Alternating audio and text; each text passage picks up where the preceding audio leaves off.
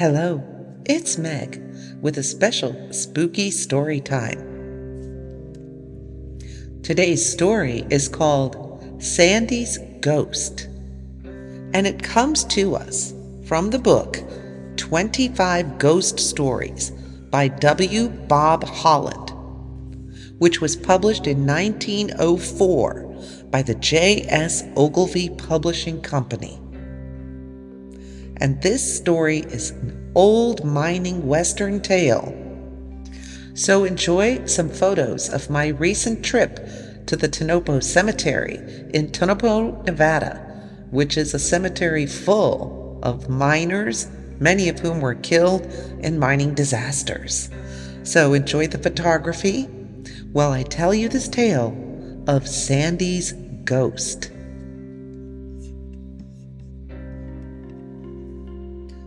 Accommodations for tonight, stranger? Well, yes, I reckon we can fix a place for you.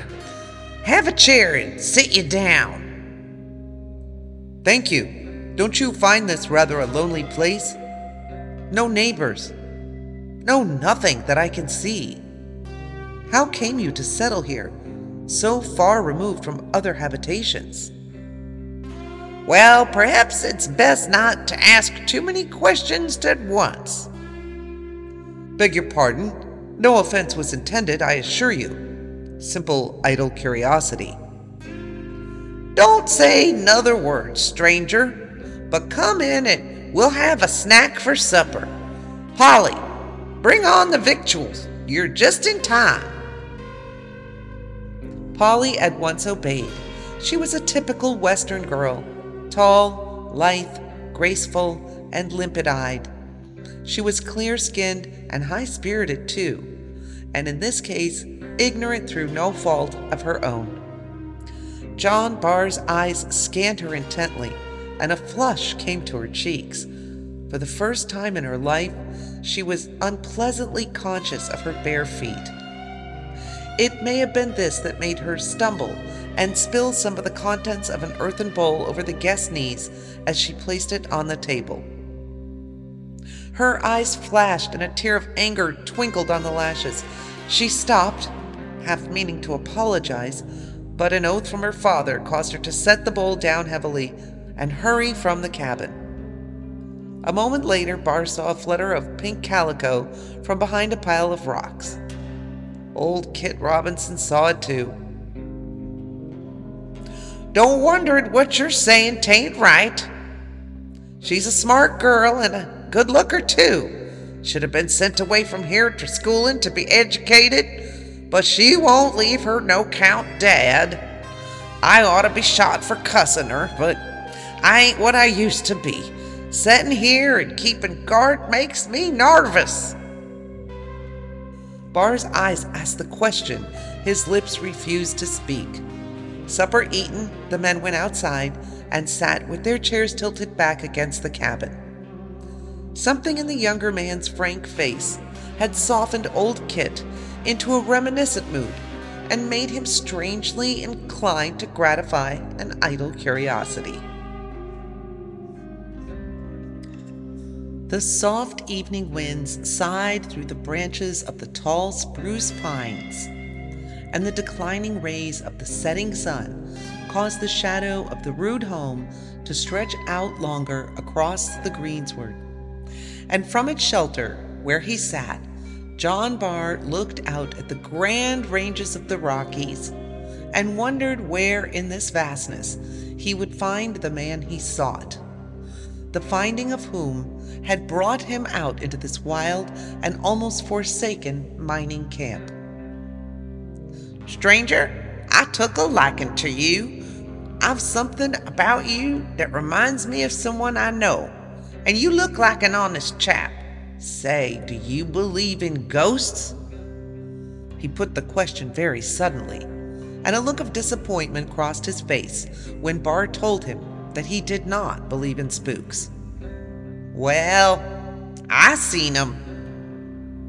A thought connecting the pink calico with something in the past came to Barr's mind. "Can't you tell me about it?" he asked. I'd like to, if y'all swore on your derringer never to blab. Will you swear?" The solitary guest started to smile, but the smile faded at the thought of unshed tears in Polly's eyes.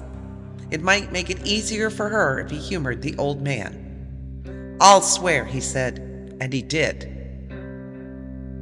"And you see yon old spruce at the turn of the trail and the cliffs just above? Well, that's the spot I'm watching and guarding till the owner comes to claim it. I'm quick to burn powder, and I'm a pretty sure shot. I know a man when I sees him, and I ain't easily fooled. Well, to begin with, I had a partner once, and he was a man sure enough. He was from the state of New York. I never asked him as to how so fine a gent come to be digging and shoveling in the Rockies. I thought to myself, I said there was some good reason. And he had light hair, and we called him Sandy for short, and he was just about as gritty as sand. We was as unlike as any two fellers you ever saw. He was quiet-like and steady, and I was sort of wild and reckless, and I liked Mountain Dew almost too well. Well, when we had a little dust scraped together, we would divvy, and I would tuck my share way down to the station on the other side of the cliffs and sent it off to the bank in Helena. But I always left some hidden where the girl would find it.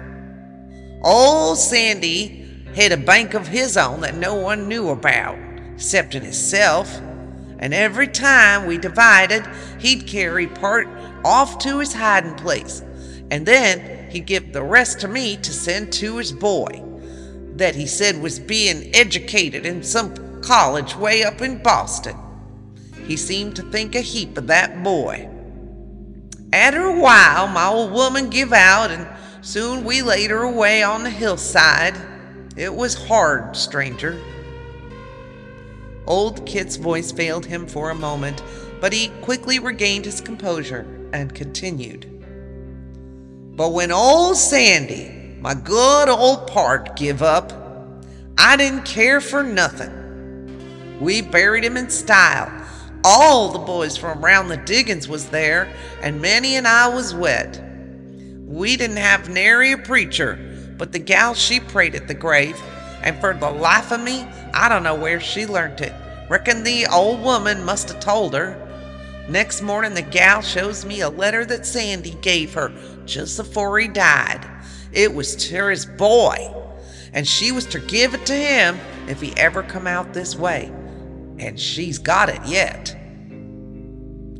That same evening after supper, feeling kinder glummish and like there was something in my throat I couldn't swaller, I took a stroll up the gulch, and I went out to the top of the edge of the big rock, and I got to studying where I find another part like Sandy. All at once, I felt a hand touch my shoulder, kind of light. Once or twice, and I jumped up, half expecting it was Sandy, but it was only the gal. Well, I was all took back at first, and then I got mad. "What are you doing up here?" I asked, kind of rough, and she had tears in her eyes as she looked at me and said, "Paps, don't get mad. I was lonesome. I seed you coming up this way, and I followed you, 'cause I wanted to tell you that Sandy said to give his boy his pile when he comes." "Well," I said, "you might have waited till I come back to the house." And then I sent her back. After she was gone, I got to studying where in the world Sandy's pile was. I tried to think where it could have hid it, but it weren't no use. All at once I noticed it was plumb dark, and as these mountains ain't a healthy place for a man to roam after nightfall, especially if he ain't got his shooting irons on, I cut a pretty swift gait for the shack. Just as I come around the bend thar at the pine, I happened to look up toward the cliff, and there sat Sandy. Yes, sir. It was him as sure as you're born. My feet felt heavy as lead, and I couldn't move from the spot. I tried to holler, but it weren't no-go. Finally, I gave a sudden jerk. I made a step toward him, and as I did so, it disappeared. Then I made tracks for home, but I kept mum, 'cause I knowed the boys would say that Mountain Dew was licking up my brains, and I'd be seeing snakes and such things before long. The next night, somehow or another, I thought to go see if he was there again, and sure enough, there he sat, looking kind of sad and making marks on the rocks with his fingers. I had my hand on my gun this time, so I got a little closer than before, and by hooky, he got away from me again, nor did he come back. I could hardly wait for the next night to come around. At the same time, I was on hand good and early, just as it began to get dark and the trees looked like long spooks stretching out their arms. I looked toward the cliff, and there he sat, a marking and a scratching on the rock with his finger, and still looking sad. Now, this being the third time, I got kind of bold, and I went a little closer, and I says, "Sandy, what's the matter with you? Didn't the boys do the planting right for you?" And then, as luck would have it, I thought of something else right quick, and I said, "Or is it the dust you have hid up where you're sitting?" Well, he looked up then, and the happiest smile come to his face, and all at once he disappeared again. And since then, I have sat here and guarded the place till the right one comes along to claim it. Let's see, what did you say your name was? Oh, pardon me, I thought I had told you. My name is John Willett Barr. Polly, oh Polly, come here, girl. What was Sandy's full name? I plumb forgot. Well, what do you want to know first? She asked. I ain't going to tell you now. That's my own secret.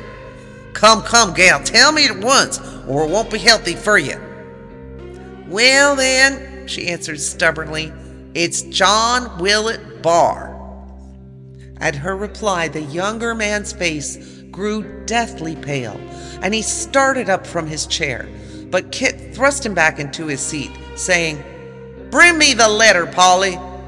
"What you gonna do with it, Pa?" she inquired cautiously. "I promised old Sandy on my oath to keep it till the right one comes along to claim it, and I mean to keep my word. The right one is here, gal, and thar he sits. So trot that letter out, and don't parley long with me if you know when you're well off." Polly stared at the younger man in utter bewilderment for a moment.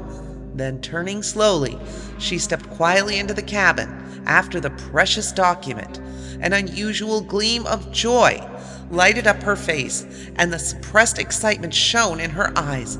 Under her breath, she said, "Somehow or another, I felt he was the right one."